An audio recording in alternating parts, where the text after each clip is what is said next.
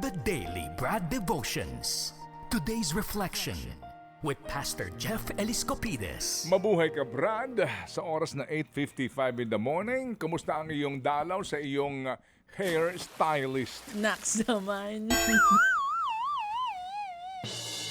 Wala kang audio, Brad Jeff? Pastor? Ayan. Wala pa ring audio si Brad Jeff Eliscopides. Pastor Jeff? Wala pa ring audio. A 1, a 2, a 3. A testing, a mic, a 1, a 2, a 3. Good morning. Maya-maya babalikan natin siya. Ganda umaga kay paring Ray Del Pozo at sa kanyang napakabait na may bahay na si Ma'am Arlene. Yan, good morning. At maganda umaga rin muli kay Ray Agustin sa ating pong live chat sa YouTube, Ray. Good morning. At maganda umaga rin po naman sa ating pong suki araw-araw si Tatay Lando Tolentino. Yan, at si Ginoong Arthur Tamula. Good morning kay Robert Salas din. Good morning. All right. Sige, we're calling by phone. Ano ba ang problema natin? Ito ba'y internet connection? O baka lang naman may problema doon sa mga pinipindot-pindot dyan? Kasi ako wala ko niyan, kaya hindi ko alam yan. Eto na, baka okay na. Pastor Jeff? Okay. Brad? Yan. Yes, okay na ba tayo dyan? Ay, Good okay morning. tayo. Okay tayo dyan. Sige. Okay, so Brad, go ahead. Ito, nga pala. May sulat tayo. Meron tayong sulat. Okay. Alam mo, itong sulat na to, medyo, baka marami din ang ganyan sitwasyon, ano? Oo, totoo. Totoo naman. May mga ganito talaga na minsan napapaisip. What if hindi yun ang nangyari? May frustration. Yes. Dahil Yes. mga hindi natupad yung kanilang mga pinapangarap. Hindi natupad yung plano. Oo, ito. Oo, di ba yung plano mo, kagaya, gusto mo maupo sa kongreso. Oo. Ano yung tawa nito? Oh. Ikaw tapos na tayo dun eh. ano? May holy water ka ba dyan, Pastor? Ha? Maraming ganun. Oo, totoo. Ano ba tinutukoy ka? Maraming ganyan nagiging na-frustrate. Di ba? Gusto mo maging mayor. Oo. Ang laki ng ginastos mo. Natalo ka pa rin. Hindi ba? Meron namang ayaw nila maupo na proklama na. Oo. Ha? Oh, may mga ganun. May mga plano tayo na Ayaw mo minsan. upo na proklama? Hindi, Meron? meron namang mga ayaw nilang maupo. Oo. Ng tao, ayaw nilang maupo yun. Pero naiproklama na. Akala ko merong ayaw. Pero tama yung sinasabi mo, meron din namang ang plano ay maupo sa kongreso, Oo. pero hindi napagbigyan. Oo. Meron din namang Yan. mga naandun na umayaw. Tama. Nung makita nila, no, kung paano. Eto Sige. na. May kilala Pastor. akong ganun. May Okay, kilala sige. akong Go ahead. ganun. Okay. Eto na, Ano? Pastor Jeff. At hindi ko na patatagalin ang liham ni Rodney sa atin. Dahil nga, yung kanyang plano ay medyo naiba sa nangyari sa buhay niya ngayon. Sabi niya, ako po si Rodney, taga Maynila. Mahal ko po ang aking panganay na anak. Pero, nakokonsensya ako na baka nagsisisi akong dumating sa buhay ko ang anak ko sa maling panahon. Hayaan niyo muna po akong ikwento kung bakit. Ako po'y 47 years old, graduate ng kursong Mechanical Engineering. Pangarap ko kasi noon na makasampa sa barko bilang isang seaman. Natatandaan ko kasi nung bata pa ako, ang mga kaklase ko na may tatay na seaman, parating magaganda ang gamit, stateside kung tawagin. Pati mga pagkain na hindi ko noon nakikita sa tindahan, yun ang baon nila sa eskwela. Sa mga nakita kong yun, Pastor, pinangarap ko ring maging seaman. Gusto ko rin kasing maranasan na magkaroon ng magagandang gamit at mapakain ng masasarap na pagkain ang aking mga magulang. Kahit paano, naitawid ako sa pag-aaral ng tatay ko na isang foreman sa construction company. At ang nanay ko naman, may sari-sari store sa aming lugar. Buti na lamang at dalawa kaming magkapatid kaya naigapang ang aming pag-aaral sa kolehiyo. Pagkatapos kong makagraduate ay nag-apply ako agad sa mga ahensya na nagpapadala ng mga empleyado para sa mga cruise ship o kaya na may sea cargo. Pagkatapos ng ilang buwang paghihintay, natanggap ako para makapagtrabaho sa barko bilang isang waiter. Pastor, alam kong iyon na ang unang hakbang sa pag-angat ng estado namin sa buhay. Pero ang magandang simula ay nawalang parang bula. Naging mapusok ako at nabuntis ko ang aking nobya bago pa man ako makasampa sa barko. Kaya sa halip na magtrabaho sa malayo ay pinili kong ipagpaliban ang pangarap ko at dumito na lamang sa Pilipinas. Noon kasi hindi ko kayang mawalay sa aking pamilya. Higit 2 dekada na ang lumipas. Ako ngayon ay isang empleyado ng pribadong kumpanya. Lumaki ang aking pamilya at nagkaroon na ng 3 anak. Hindi po ako masaya sa aking karera sa trabaho.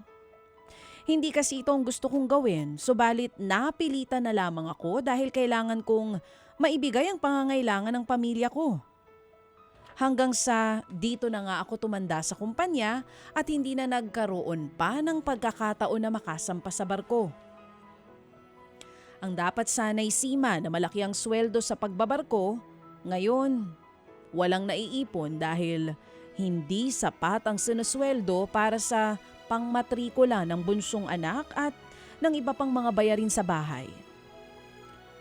Sa totoo lang, nagigilty ako dahil sa isip ko, hindi ko na ituloy ang pangarap ko dahil nagkaroon ako ng anak nang wala sa plano. Hindi sa pinagsisisihan kong dumating ang panganay na anak ko. Pero, Pastor, masama bang nasa isipan ko na kung hindi sana siya dumating ay hindi ganito ang naging buhay ko?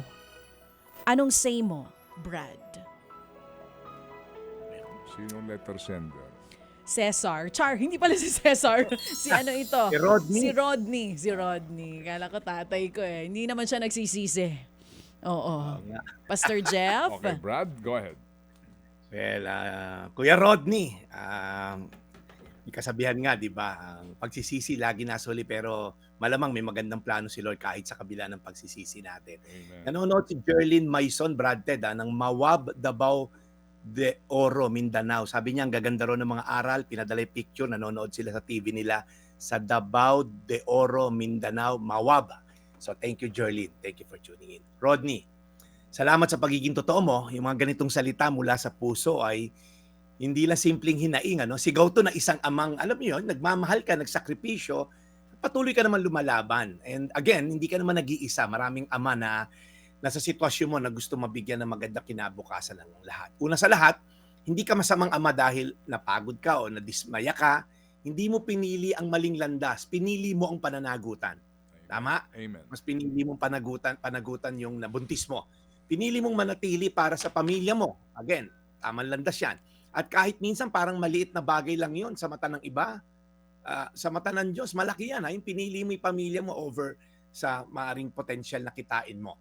Sabi sa mga ngaral 12:13, ngayong nabasa mo na ang lahat ng ito ang aking huling payo. Matakot ka sa Diyos at sundin mo ang kaniyang mga utos. Dahil ito ang tungkulin ng bawat tao. Ginawa mo yon, Rodney. Ginawa mo yung tama. Sinunod mo yung utos ng Diyos na panagutan mo yung babae. Kasi nga, premarital sex. Kaya nga hindi pinopromote sa Biblia yan. Kasi nangyayari nga yung mga katulad ng nangyari sa'yo. Pero hindi ibig sabihin, huli na ang lahat. Ang pagsisisi ay hindi laging masama. Pero dapat tama yung direction mo after mo na-realize to. Ang totoo, marami sa atin meron tinatawag na shadow dreams. Mga bagay na sanay natupad. Okay? Hindi masamang maalaala ito, pero gagamitin mo ba ang nakaraan para manisi o masira yung hinaharap? Okay? Patawarin mo yung sarili mo. Unang-una, hindi ka rin naman sure kung pinili mong mga bansa, aayos ang pamilya mo. Baka maaring hiwalay kayo ngayon, okay? Maaring iba na kasama ng nabuntis mo at hindi ka kilala ng anak mo. So, ang pagsisisi ay may kapangyarihang durugin tayo o hindi tayo sa bagong o hindi makatayo sa bagong yugto o future na inaharap natin. Piliin mo yung pangalawa, yung pagsunod sa Diyos. Pangatlo, baka hindi mo natupad pangarap mo pero natupad mo layunin ng Diyos sa'yo. Hindi lahat ng tagumpay ay nasa laki ng sahod o dami na naipundar. Minsan, ang tunay na tagumpay, yung presensya mo, nandiyan ka sa anak mo, kasama mo sa PTA, napanood mo yung first performance niya, kung ano yung ginawa niya sa school. So mukhang ikaw yon, Rodney. Pinili mo yung tama. At panghuli, hindi pa huli ang lahat para mabuhay ng may layunin. Rodney, hindi porket hindi mo natupad ang dati mong pangarap, tapos na ang lahat. Tanungin mo si Lord, Lord, ano yung layunin mo sa akin ngayon? Baka ikaw naman ngayon na hindi seaman, pero ikaw magiging life navigator ng anak mo, nakakailanganin niya ng direksyon sa buhay paglaki niya. Maaaring hindi ka naging seafarer, pero baka sa pananampalataya mo, may madala kang mga tao sa harbor ng presensya ng Diyos. So Rodney, saludo ako sa iyo. Pero tandaan mo, si Lord may grace sa mga taong umaharap sa Kanya na may kahinaan. Lord, hindi ko kaya to. Tulungan mo ako maitaguyod ang pamilya ko. At I'm sure, Rodney, the Lord will be on your side. Tandaan mo to, mga ngaral 12:13, ngayong nabasa mo na ang lahat ng ito ang aking huling payo. Matakot ka sa Diyos. Sundin mo ang kanyang mga utos dahil ito ang tungkulin ng bawat tao. Manalangin tayo. Lord, nililift up ko sa iyo si Rodney. Lord, salamat po sa kanyang hangarin. May pagsisisi siya, yes. Pero ngayon, maaaring sa mga payo na to, wag masira ang kanyang hinaharap, wag siyang panghinaan ng loob sa pangkasalukuyan. Kasi Lord, ikaw ay nandun sa side ng mga taong sinusunod ang iyong mga kautusan. So Lord, ngayon, taguyod niya ang pamilya niya ng marangal, taguyod niya to ng patas, and I'm sure you'll be on his side. Huwag na niyang isipin yung mga shadow dreams niya, ano kaya nangyari kung ganito, ganyan. Hindi rin naman siya sure na maganda ending kung siya ay nag-abroad at pinabayaan ang kanyang responsibilidad dito sa Pilipinas. Salamat Lord sa iyong katuruan sa pangalan ni Jesus. Amen. Amen. Amen. Salamat Panginoon sa napakagandang aral today na aming napakinggan mula kay Brad Jeff. Lord, salamat po sa araw na ito. Continue na alagaan niyo po si Brad Jeff and bless his mission always. In Jesus' name we pray. Amen. Amen. Beautiful. Salamat na marami, Brad. Salamat na marami. Napakaganda. Sabi nga, aral. his plans are better than our Oh, plans. salamat na marami. Thank you, Brad Thank you, Jeff. Pastor. Thank you.